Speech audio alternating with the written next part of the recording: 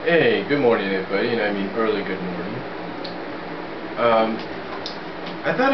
I'm here to talk about SummerSlam. Now, I just downloaded it, and I sort of fast forward through it a little bit. I didn't watch it like I did Hard Justice, but I will later. But some of the matches are very, very interesting.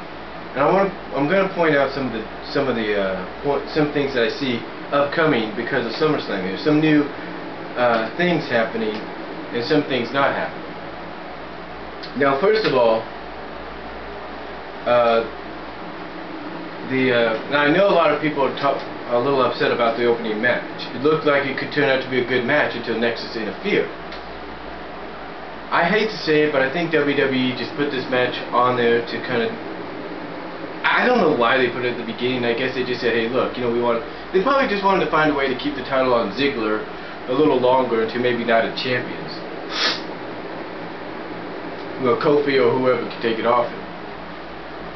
Now, anyway, that's basically what it was. So those two just wrestled and basically became, I guess what you would call I guess, as the saying would go, they became the NWO victims, or the NWO jobbers. Basically the guys that wrestled, had a good match, here comes the invasion group, beats them up, that's it. Takes over. That's what it reminds me of. I'm sorry, I just sneezed a little bit ago, so I got a little bit of sniffles. Anyway, the second match, though, Melina and Alicia, I fast forward through that a little bit, but it looked like a very good match. One of the better Diva matches on pay-per-view for a while. And then Lay Cool comes out. And it's Layla and Michelle, and, well, apparently, if you saw the pay-per-view and I did, they end up attacking Melina. Now, a lot of people might say, well, what's the reason for this? Why attack Melina? Melina's a Raw Diva. The Divas title is a Raw title. You know, they're both SmackDown. What's the deal? Excuse me again. Well, I'll tell you what the deal is. Apparently, the storyline is going to go like this. Now, we all obviously know that very soon Lay Cool is going to split. And Layla is going to turn face and go against Michelle, or maybe they'll surprise us and make Michelle face and Layla heel. We don't know. But right now, what they're doing, I think what they're trying to do is kind of build Lay Cool up to the point that they will have an opportunity to dominate all of the women division, of both women's divisions, if you will, in the WWE. Basically, the way it's being played out from what I saw tonight, starting tonight, is they're going to put possibly Michelle McCool in an interpromotional title match at Night of Champions against Melina, with the opportunity for Lay Cool to have both the women's and Divas title, and like I said, thus dominate both women's divisions in the WWE.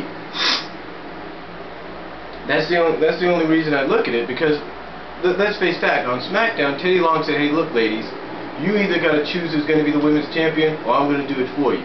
So instead of choosing who's going to be the women's champion and probably, you know, not have to carry a half a belt around or something like that, I guess WWE wants them to kind of scheme together and do this little storyline where Michelle's going to try to take the Divas title, and then Lay Cool will be the most dominant Divas in the WWE's history. I don't know, but apparently that's what they're leading towards. Now, as far as the WWE Championship match goes, well, first of all, we had the Big Show against the SES, and of course, Big Show won. But apparently, this isn't over. Now, we all know it's going to lead to probably Big Show taking on CM Punk in the near future, where CM Punk is going to have Big Show accept the challenge that if he loses, Big Show's got to join the SES. That's what it looks like it's leading towards. And maybe it's leading towards the SES disbanding, because CM Punk actually, towards the end of the match, walked out on his teammates, along with Serena. So we'll see what happens there, but I got a feeling it's going to be either disbandment, or we're going to lead into a, if Big Show loses match, who becomes SES. Then, we had the WWE Championship match. Sheamus and Randy Orton. Now, the stipulation was that if anybody interfered on Sheamus' behalf in the match, they was to be suspended indefinitely. And if Randy Orton lost, he would not get a rematch. Well, here's the thing. Randy Orton won, but he won by disqualification. Now, I know a lot of people don't like the fact that he won by disqualification, and that disqualification wins and count out wins and all that and losses shouldn't even be on a pay-per-view. I understand that and I respect that. But here's the thing. Here's the thing about this championship. Randy's going to get another crack at it at Night of Champions. Now, it's either going to be maybe Falls Count Anywhere, no disqualification, which apparently is Falls Count Anywhere, but you get the idea. Or they're going to do something that hasn't been done in WWE for a while that I've noticed. And that is, they're going to add the stipulation that if Sheamus loses, gets himself disqualified, basically, I've got a feeling Randy's going to get another shot at Sheamus at Night of Champions, and that if but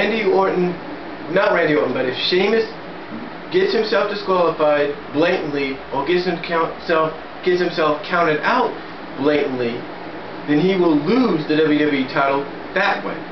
That's what I think they're going to be heading towards. I could be wrong. They could, like I said, be heading to a Falls Count Anywhere match. But again, I've got a feeling they're heading possibly in those two directions, either Falls Count Anywhere, or we're going to have the stipulation if Sheamus loses, if Sheamus gets disqualified or counted out, he'll lose the title that way. Which I know sounds stupid and ridiculous, but that's the way it looks like. Looks like that's the direction they're headed. Now, as far as the World Heavyweight Championship match goes, or the World Heavyweight title, here it is. As far as this championship goes, now we saw Kane retain in a great match against Rey Mysterio. Rey broke out some moves we have not seen before by him, but it was a great match. And we also saw the return of the Undertaker. Now we also saw apparently what we all knew was coming. Undertaker revealed, basically Kane being revealed as the one that attacked his brother. And why? Well, as Matt Striker put it, this is why. And don't be surprised if you get some promo by Kane at the beginning of SmackDown or towards the end of SmackDown where he says something that along the lines of that for the past 13 years his brothers held him back, and that because he's been in his brother's shadow for 13 years, he hasn't had an opportunity to be the champion. You know what I'm saying? Or something along those lines. And yeah, we're going to get an Undertaker-Kane match at Night of Champions, and possibly get one more at Hell in a Cell. Because let's face it, when did Kane make his debut 13 years ago? In a Hell in a Cell match. So it's only appropriate that they probably end this once and for all in Hell in a Cell. No, at Hell in a Cell. So that's what I see happening. We're going to have a match at Night of Champions, probably a casket match. Then we're going to probably have a Hell in a Cell match between the two at Hell in a Cell. That's the direction I think they're leading towards with Kane and the Undertaker and the World Championship. Rey Mysterio, yeah, he may get involved, but I think he's going to be involved in his own little feud, maybe with Alberto Del Rio. Maybe, we don't know. Now, as far as the Nexus goes, as far as the Nexus Team WWE main event itself, this was an unbelievable main event. 7-on-7. And the surprise return of Daniel Bryan. And I can honestly say to everybody right here, I think we all knew what was up, but we didn't believe it. Give WWE a lot of credit, because they fooled us. They really, really got us. Because I am telling you right now, this was basically the ultimate work, shoot, firing. I mean, Daniel Bryan went to Chikura and performed, went to Dragon Gate and performed, went to PWG and performed, went all over, and he's back in the WWE. Coincidence? I think not. And WWE, I know, is going to cover their asses and everything on this, excuse my language, but come on. We all figured at first that it was a work firing. It was all work.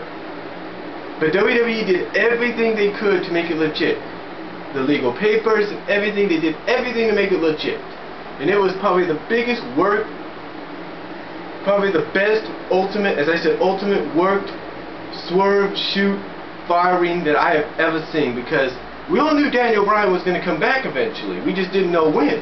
A lot of fans probably thought, oh well, he's done with WWE. He's going to probably end up at TNA. Not the case. I think WWE did this so that Daniel Bryan could season himself more on the independent circuit and then come back. I think Daniel Bryan, in a way, had commitments with other promotions, independent ones, but he couldn't fulfill them because he was in NXT. But then again, perhaps he was able to, you know, this is the way I look at it. They did the work shoot firing, and they did it so well, so good, that they said, that Vince McMahon probably told Daniel Bryan, look, go do the independents, go do what you normally would do on your normal days, go do what you got to do. Go to Chikara, go to NWA, go to PWG, go to Dragon Gate, do all this, even go to Ring of Honor if you want to. Go do all this, and then come back in time for SummerSlam. Or come back. That's the way I look at it. It's like they had this all planned out. They did. I mean, come on. Now I know you're going to say, well, you know, he still had his 90 days weren't up yet. Big deal. His 90 days weren't up. Big deal if his 90 days weren't up or not. The truth is they were close. And WWE didn't re-sign him because... And do you see anything saying WWE re-signs Daniel Bryan? No. I haven't seen it. I didn't see it on the PWR show here on my computer, on their headlines. I didn't see it on the Wrestle Ring News World, or the PWI Insider, or the Rajas. I didn't see it on either of those. This was the real deal. WWE really got us this time. And it just shows that we think we know it all, but we don't. Because like I said, at first we thought, oh, Daniel Bryan said, oh, it's just a work and everything. And then we start seeing him, then his name's removed, and we start seeing him going all over, and things like that. WWE really got us. That's all I can say. They really got us.